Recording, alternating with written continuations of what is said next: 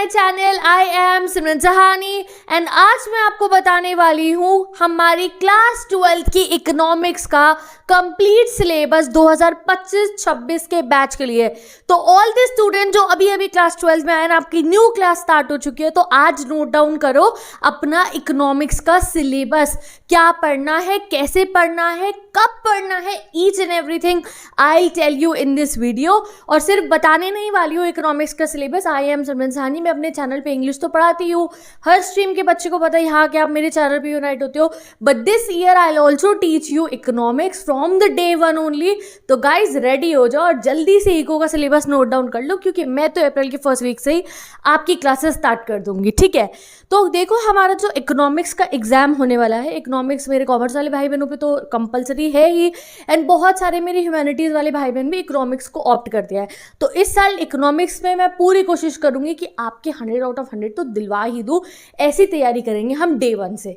तो जो हमारा इको का पेपर होगा गाइस, वो हमारा पेपर होगा, सबसे पहले ये नोट डाउन करो, 80 नंबर का, 80 मार्क्स का थ्योरी का पेपर होगा आपका, और जो 20 नंबर है वो आपके प्रोजेक्ट वर्क के होंगे, जिसके बारे में डिटेल्स आपको मैं अभी बता दूंगी, और वो मैं आपका बनवा दूंगी समर वेकेशन में, कि वो सब आपका रेडी हो चुका होगा। ठीक है, बट ये 80 नंबर आपको कैसे पक्के करने हैं, वो ये सब चैप्टर्स पढ़ के पक्के करने हैं जो मैं अभी आपको बता रही हूँ। तो जब हम क्लास 12 के इकोनॉमिक्स की बात करें तो हमारे पास दो फील्ड्स हैं हमारी, जो है एक हमारी मैक्रो इकोनॉमिक्स, यानी कि हमारी मैक्रो इकोनॉमिक्स हमें पढ़नी है, मैक्रो इकोनॉमिक्स की बुक है आपकी।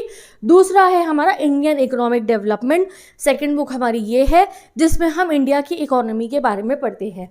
दोनों ही बुक की इक्वल वेटेजेस है, जहाँ पे देख लो 40 नंबर इसके और 40 नंबर इसके। तो हम ऐसा नहीं करेंगे कि मैक्रो पे ज़्यादा ध्यान दें, इंडियन इकोनॉमी पे कम दें, नहीं, दोनों पे इक्वली ध्यान देंगे। बट यस, मैक्रो को ज़्यादा टाइम लगेगा, मैक्रो पे ज़्यादा मेहनत करनी पड़ेगी हमारे को। ये भी मैं आपका साइड बाय साइड कराती रहूँगी, मतलब डे वन से ही इंडियन इकोनॉमी पे भी हम ध्यान देंगे। तो अब बिना कोई टाइम वेस्ट करें सबसे पहले मैक्रो इकोनॉमिक्स का सिलेबस नोट डाउन करो। सबसे पहला चैप्टर आपको मैक्रो इकोनॉमिक्स में कौन सा पढ़ना है। वैसे हम क्लासेस में जब पढ़ते हैं तो ज़रूरी नहीं है कि हम पहले चैप्टर से ही शुरू करें, हम चेंज भी कर देते हैं फॉर्मेट को।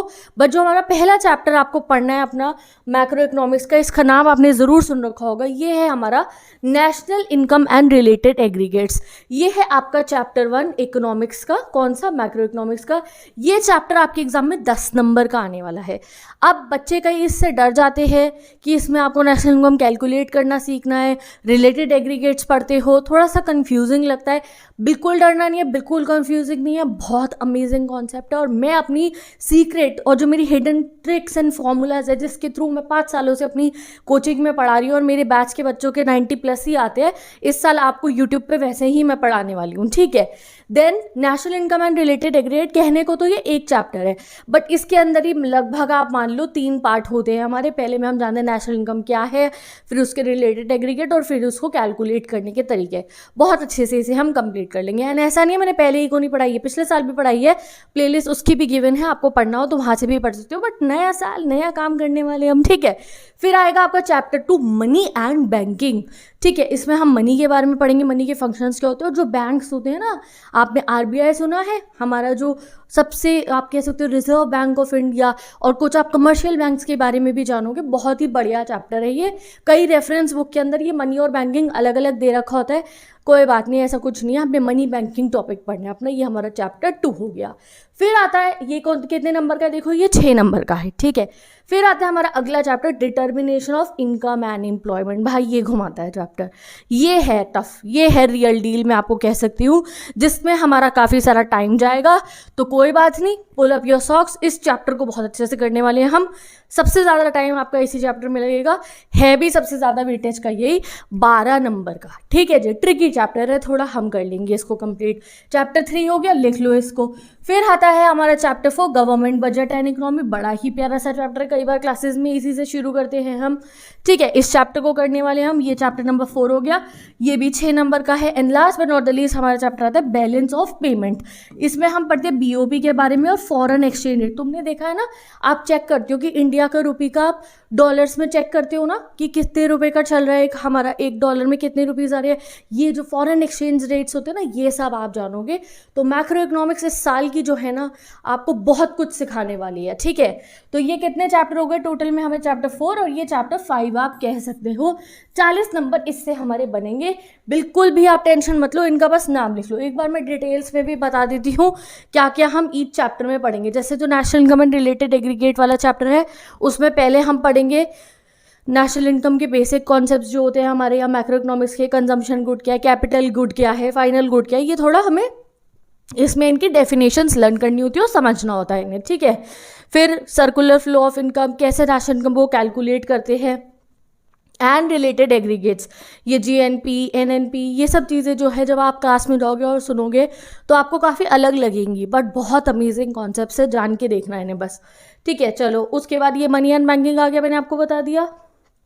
Determination of income employment, government budget, economy, balance. ये चैप्टर 1 2 3 4 5 डन, ये हो गए हमारे 5 चैप्टर कंप्लीट, 40 नंबर यहाँ से।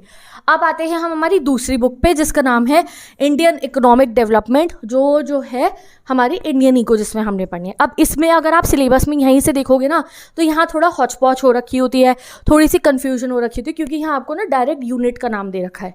पहली यूनिट जो आपने पढ़नी है उसका नाम है डेवलपमेंट एक्सपीरियंस इंडिया 1947 से 90 एंड इकोनॉमिक रिफॉर्म सिंस 1991।